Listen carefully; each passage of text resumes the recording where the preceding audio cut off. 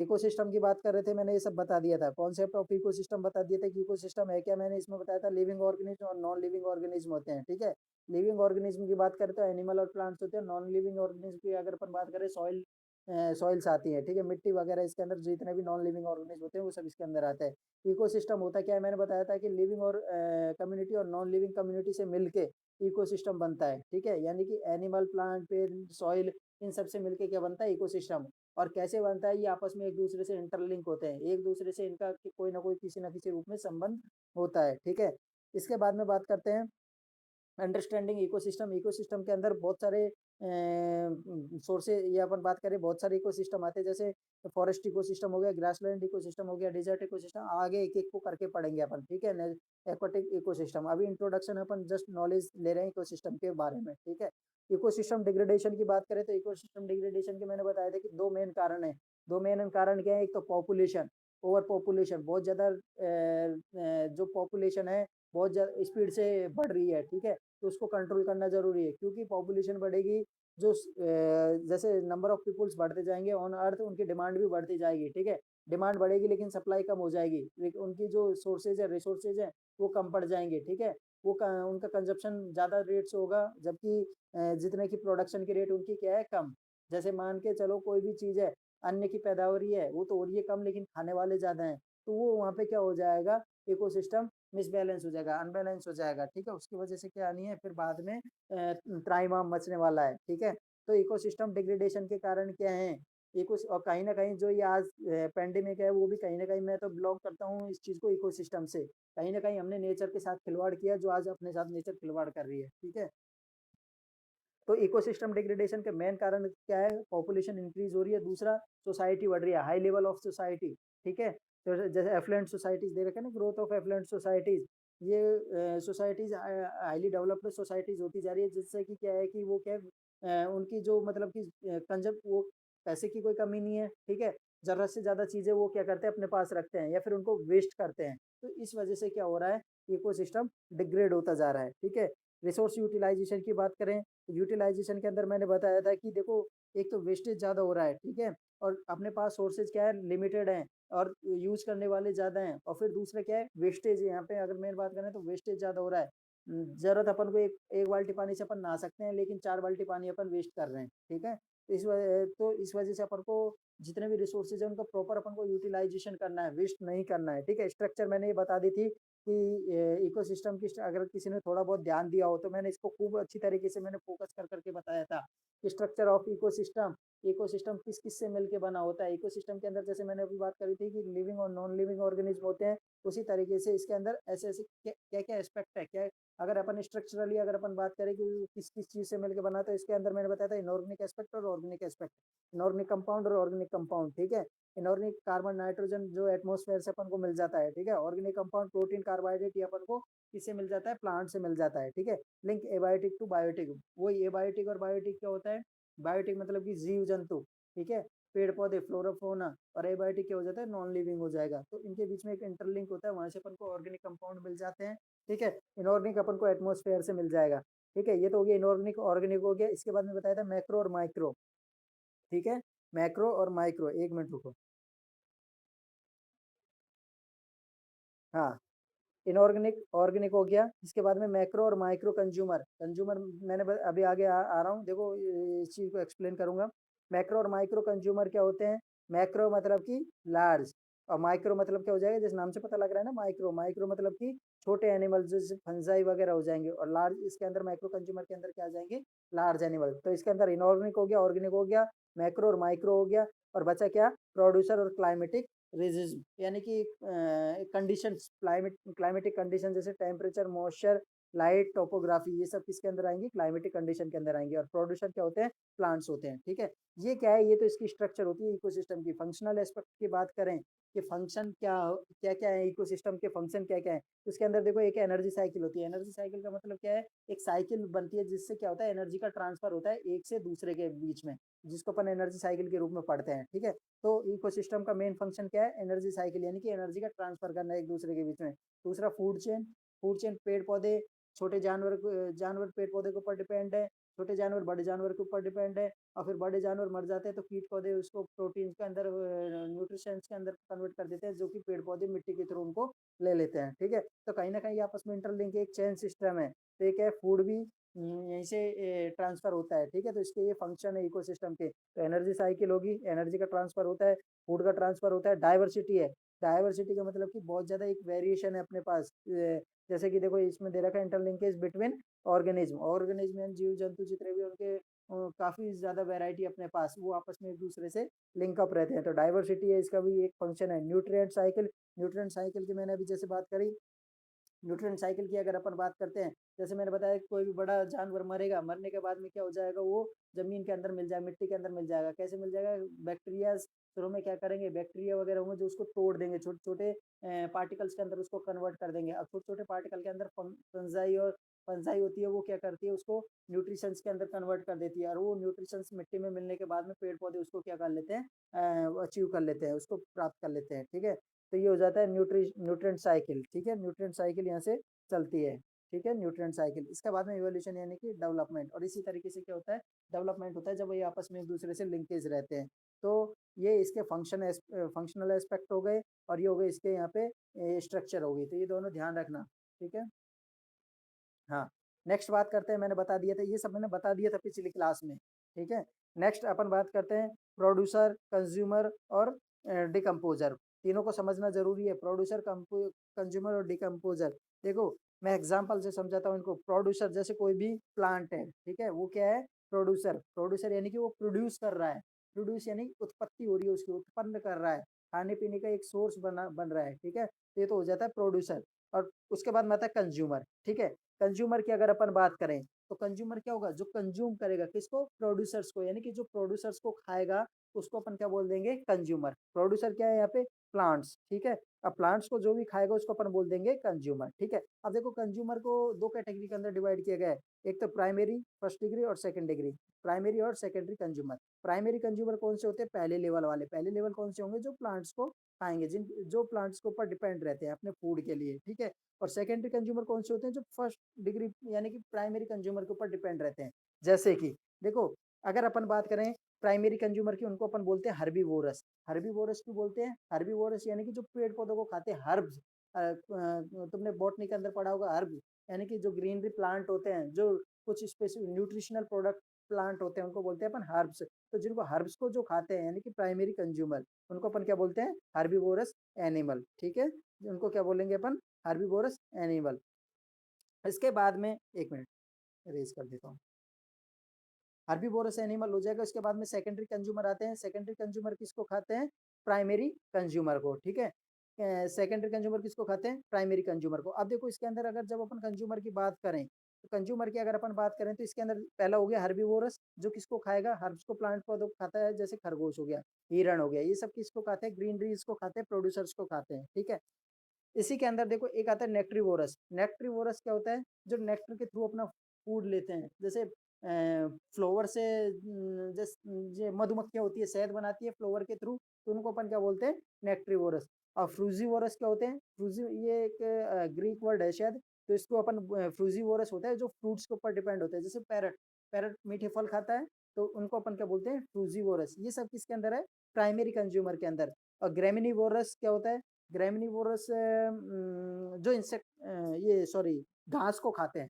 ग्रेमिनीवोरस होता है जो घास को खाते हैं। ठीक है, जो घास को खाते हैं ना उसको बोलते हैं अपन ग्रेमिनीवोरस। ठीक है, कुछ जैसे चिड़िया वगैरह या फिर कोई से भी ऐसे एनिमल्स हो, कोई से भी बर्ड्स हो जो घास को खा रहे हो, ठीक है, उसको अपन बोल देंगे ग्रेमिनीवोरस। ये सब क्या है, ये फर्स्ट डिग्री यानी कि प्राइमरी कंज्यूमर है, जो टोटली कहीं ना कहीं प्लांट्स के ऊपर डिपेंड है। अब इनको जो खाएगा, ठीक है, हिरण, खरगोश, ये जो भी पैरट है, जो भी कोई भी छोटे छोटे जीव जंतु हैं, उनको जो खाएगा उसको अपन क्या बोलते हैं, सेकेंडरी एंड ये क्या बोलते हैं, कंज्यूमर। ठीक है, सेकेंडरी कंज्यूमर बोलते हैं। ठीक है, तो सेकेंडरी कंज्यूमर के अंदर जैसे अपन ने बात करी, कुत्ता है, कुत्ता किसको खा जाएगा, मान के चलो इसको खा गया खरगोश को, तो कुत्ता क्या हो जाएगा यहाँ पे, डॉग क्या हो जाएगा, सेकेंडरी कंज्यूमर हो जाएगा। अब मान के चलो थर्ड आता है, इसके बाद में आता है सॉरी, सेकेंडरी कंज्यूमर की मैं बात कर रहा था। जैसे फर्स्ट प्राइमरी कंज्यूमर को अपन ने क्या बोल दिया, हर्बीवोरस। सेकेंडरी कंज्यूमर को अपन क्या बोल देंगे,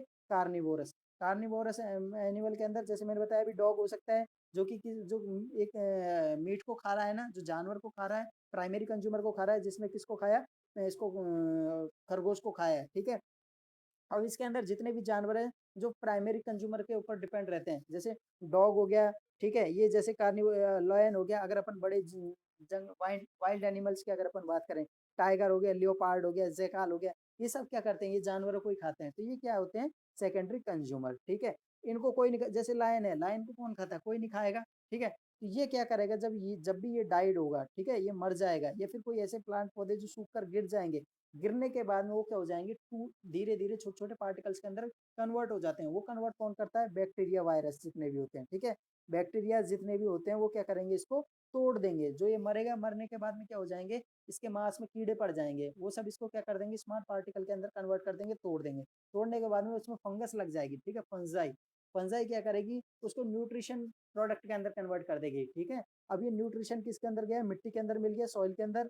पेड़ लग रहा है किसके अंदर, मिट्टी के अंदर, तो जड़ों के थ्रू, रूट्स के थ्रू क्या करते हैं, वो न्यूट्रिशन जब वाटर को इनटेक करते हैं, तो वाटर के थ्रू वो सॉइल के अंदर न्यूट्रिशन का भी इनटेक करते हैं, ठीक है। इससे वो अपनी ग्रोथ के अंदर काम में लेते हैं, तो ये आपस में एक दूसरे से लिंकअप होते हैं। तो ध्यान रखना, इकोसिस्टम के अंदर 3 मेन फैक्टर होते हैं, प्रोड्यूसर, कंज्यूमर और डिकम्पोजर। प्रोड्यूसर जो प्रोड्यूस करेगा, कंज्यूमर जो प्रोड्यूसर को खाएगा, डिकम्पोजर क्या करेगा, डिकम्पोज कर देगा, उनको नष्ट कर देगा, तोड़ देगा। क्लियर है।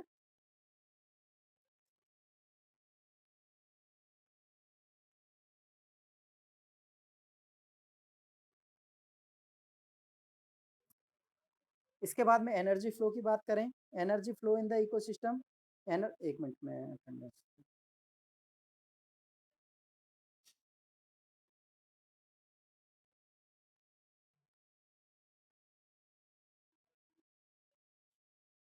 एक मिनट में अटेंडेंस ले लेता हूँ।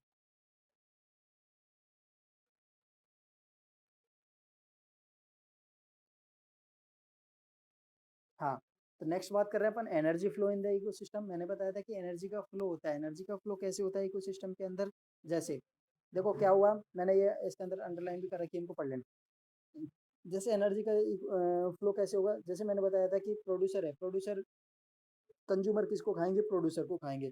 तो जैसे ही फूड चेन चलेगी उसी तरीके से क्या होगा, उनके अंदर एनर्जी का ट्रांसफर हो जाएगा, तो एनर्जी का फ्लो होता रहता है। अगर अपन बात करें, देखो इसके अंदर क्या होता है, जैसे प्लांट्स की अगर अपन बात करें, तो फोटोसिंथेसिस के दौरान वो क्या करते हैं, फोटोसिंथेसिस के दौरान क्या करते हैं, वो कार्बन डाइऑक्साइड को लेंगे, ठीक है, ऑक्सीजन को रिलीज कर देंगे। तो इस तरीके से क्या है कि जब फोटोसिंथेसिस के अंदर जब वो कार्बन डाइऑक्साइड को लेंगे, तो और कार्बन डाइऑक्साइड को लेने के बाद में जब ऑक्सीजन को रिलीज करी, अब ऑक्सीजन क्या करेगा, ऑक्सीजन कोई भी एनिमल है या फिर प्लांट है खुद है, या फिर कोई भी ह्यूमन है, वो क्या करेगा, ऑक्सीजन को रिसीव करेगा, तो रिसीव करेगा तो एनर्जी का ट्रांसफर हुआ ना in the form of gases. तो इस तरीके से क्या होता है, एनर्जी का क्या होता है, फ्लो होता है इकोसिस्टम के अंदर। वाटर साइकिल की अगर अपन बात करें, तो वाटर साइकिल के अंदर रेन का क्या होता है, ट्रांसफर होता रहता है, ठीक है।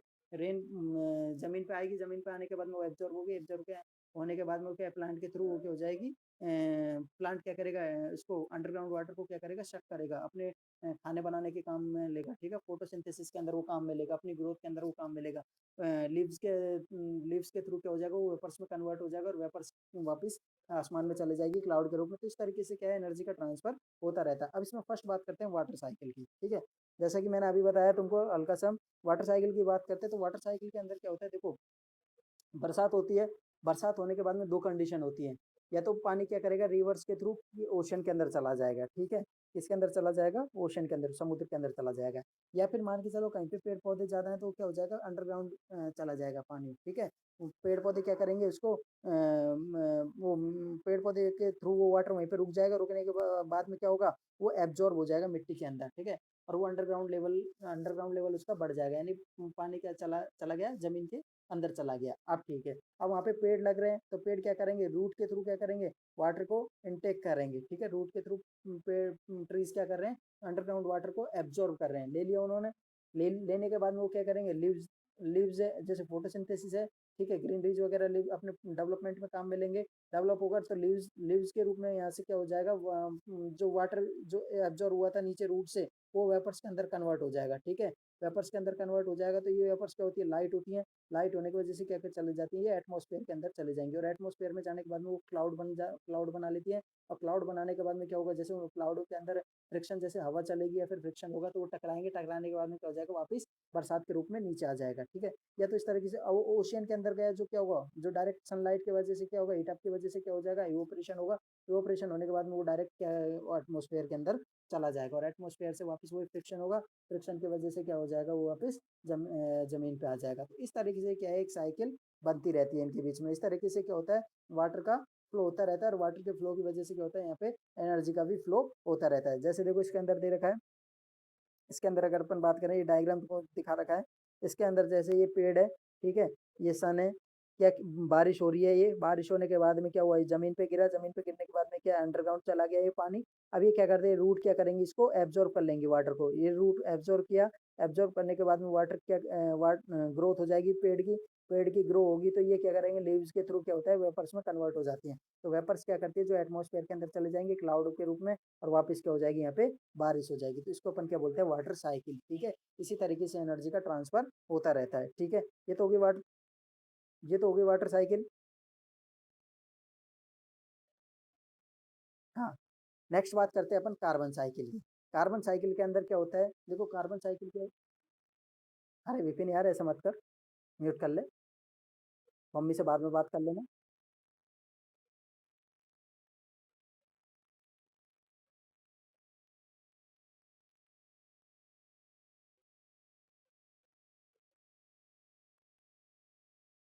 ये नहीं सुधरेंगे।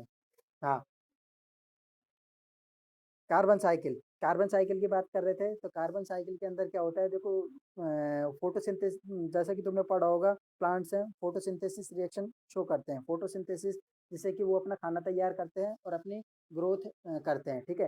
फोटोसिंथेसिस के अंदर क्या होता है, जो एटमॉस्फेयर से CO2 मिलती है, ये मैंने हाईलाइट कर रखा है। एटमॉस्फेयर से क्या मिलेगी, CO2 मिलेगी, कार्बन डाइऑक्साइड, ये कहाँ से मिल जाएगी प्लांट्स को, एटमॉस्फेयर से, ठीक है।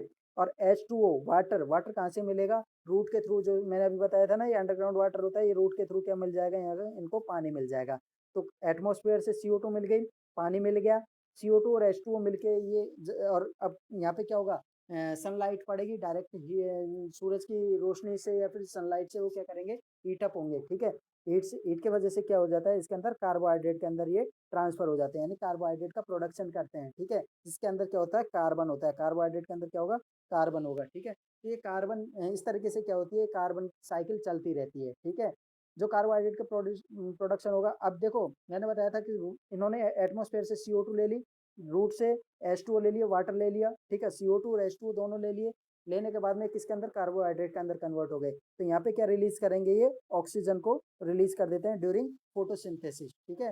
फोटोसिंथेसिस के दौरान इन्होंने क्या किया, कार्बन डाइऑक्साइड को ले लिया एटमॉस्फेयर से, ठीक है, और O2 को ये क्या कर देंगे, रिलीज कर देंगे, जिससे कि इकोलॉजिकल सिस्टम बना रहता है, ठीक है, इकोसिस्टम भी मेंटेन रहता है, और फिर उस ऑक्सीजन को क्या करते हैं अपन, रिसीव कर लेते हैं। ये तो होता है ड्यूरिंग फोटोसिंथेसिस। ध्यान रखना इसके अंदर, अगर मैं एक चीज तुमसे पूछूं, इसके अंदर देखो दो मैकेनिज्म इन्वॉल्व होते हैं, ध्यान रखना, हमेशा कंफ्यूजन रहता है। मैं तुमको क्लियर कर दूं, हो सकता है किसी कुछ लोगों को पता भी ना हो। एक तो जैसे अपन प्लांट्स की अगर अपन बात करें, ठीक है, प्लांट्स के अंदर दो मैकेनिज्म होते हैं, कौन कौन से मैकेनिज्म होते हैं, एक तो होता है फोटोसिंथेसिस, ठीक है, जो अभी मैंने बताया था, जिसके अंदर CO2 लेंगे, H2O लेंगे और O2 को रिलीज कर देंगे, ठीक है। और दूसरा होता है रेस्पायरेशन। रेस्पायरेशन में ध्यान रखना, सभी का कॉमन, रेस्पायरेशन के अंदर प्लांट्स भी O2 को ही रिसीव करते हैं, ठीक है। तो ध्यान रखना, रेस्पायरेशन के अंदर जैसे अपन ऑक्सीजन को रिसीव करते हैं या एनिमल ऑक्सीजन को रिसीव करते हैं, उसी तरीके से प्लांट्स भी क्या करते हैं, ऑक्सीजन को ही लेते हैं, ठीक है। और फोटोसिंथेसिस के दौरान कार्बन डाइऑक्साइड को वो एटमॉस्फेयर से लेते हैं और ऑक्सीजन को रिलीज करते हैं। अब जो ऑक्सीजन वो रिलीज होगी ना, वो क्या आएगी, श्वसन क्रिया के अंदर काम आएगी, उस वो O2 को कौन कौन लेगा, प्लांट खुद लेंगे, ठीक है, प्लांट खुद ले लेंगे, एनिमल ले लेंगे, और तीसरा ह्यूमंस ले लेंगे। तो ध्यान रखना, इसके अंदर दो मैकेनिज्म इन्वॉल्व होते हैं प्लांट्स के अंदर, एक तो फोटोसिंथेसिस और दूसरा होता है रेस्पायरेशन। रेस्पायरेशन सभी का कॉमन होता है, सभी ऑक्सीजन लेते हैं रेस्पायरेशन के अंदर, और फोटोसिंथेसिस के अंदर CO2 लेंगे, O2 छोड़ देंगे प्लांट्स, क्लियर है। जब O2 छोड़ेंगे, लास्ट में कार्बोहाइड्रेट का फॉर्मेशन होगा, तो कार्बोहाइड्रेट के अंदर क्या हो जाएगा, कार्बन हो जाएगा, कार्बन कार्बन होगा। अब कार्बन क्या जैसे प्लांट पौधे सूखेंगे, सूखने के बाद में क्या मिट्टी के अंदर गिर जाएंगे, वही वापस मिट्टी में मिल जाएंगे, दूसरा प्लांट उनको क्या ले लेगा, वापस एब्जॉर्ब कर लेगा। तो ये कार्बन साइकिल इस तरीके से इकोसिस्टम के अंदर चलती रहती है। क्लियर है। इसके बाद में नेक्स्ट बात करते हैं नाइट्रोजन साइकिल की।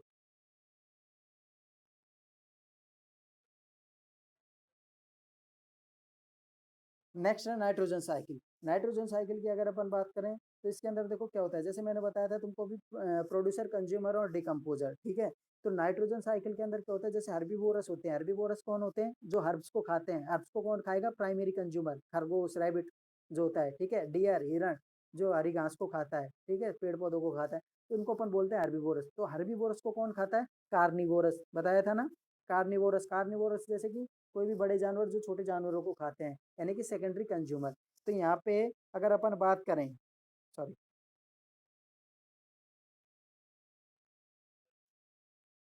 एक मिनट। हाँ, नाइट्रोजन साइकिल। तो यहाँ पे अगर अपन बात करें तो मैं जो बताना चाह रहा था इसके अंदर, देखो फर्स्ट डिग्री या प्राइमरी कंज्यूमर, प्राइमरी कंज्यूमर कौन से होते हैं, देखो ये बार बार मेरे को एक्सप्लेन करने की जरूरत नहीं पड़नी चाहिए, जैसे ही मैं बोलता हूँ वर्ड तुम्हारे दिमाग में तुरंत आनी चाहिए। ठीक है। तो प्राइमरी कंज्यूमर जो कि हार्बीवोरस हैं, हार्बीवोरस को कौन खाएगा, सेकेंडरी कंज्यूमर। सेकेंडरी कंज्यूमर ने खाया, कंज्यूमर खाने के बाद, अब सेकेंडरी कंज्यूमर ने खाने के बाद में ये क्या करता है, वेस्ट, यानी कि अगर अपन बात करें डिफिकेट करता है, यानी कि वेस्ट आउट जो भी पॉटी के थ्रू या फिर जो भी शिट के थ्रू ये बाहर क्या करता है, ऑन अर्थ ये क्या करता है, उसको एक्सक्रीट कर देता है। ठीक है। वेस्ट मटेरियल को क्या कर देगा, शिट के थ्रू ये बाहर मिट्टी के अंदर ये क्या हो जाएगा, चला जाएगा। ठीक है भाई। प्राइमरी कंज्यूमर है, उसको किसने खाया, सेकेंडरी कंज्यूमर ने। सेकेंडरी कंज्यूमर ने एक्स्ट्रा वेस्ट मटेरियल निकाला शिट के रूप में, तो वो मिट्टी में मिल गया। मिट्टी में मिलने के बाद में क्या हो जाएगा, वो ब्रेक डाउन, मिट्टी पे गिरा, वो टूटेगा। ठीक है। किसके द्वारा, इंसेक्ट के द्वारा। उसके अंदर कीड़े पड़ जाएंगे, कीड़े क्या करेंगे, उसको तोड़ देंगे। तोड़ने के बाद में क्या हो जाएगा, उसके अंदर फंजाई, फंगस लग जाएगी, तो फंगस क्या करेगा, उसको जो न्यूट्रिशंस के अंदर कन्वर्ट कर देगा। ठीक है। अब न्यूट्रिशंस के अंदर कन्वर्ट हो गया, तो न्यूट्रिशंस के अंदर कन्वर्ट होने के बाद में वो क्या करेगा, जो देखो न्यूट्रिएंट्स, न्यूट्रिशंस के अंदर जो पहली बात ध्यान रखना, जो फंगस ने जो न्यूट्रिशन के अंदर कन्वर्ट किया, तो फंगस क्या होते हैं, नाइट्रोजन फिक्सिंग फंगस होती है, यानी कि उनके अंदर क्या होता है, नाइट्रोजन होता है। ठीक है।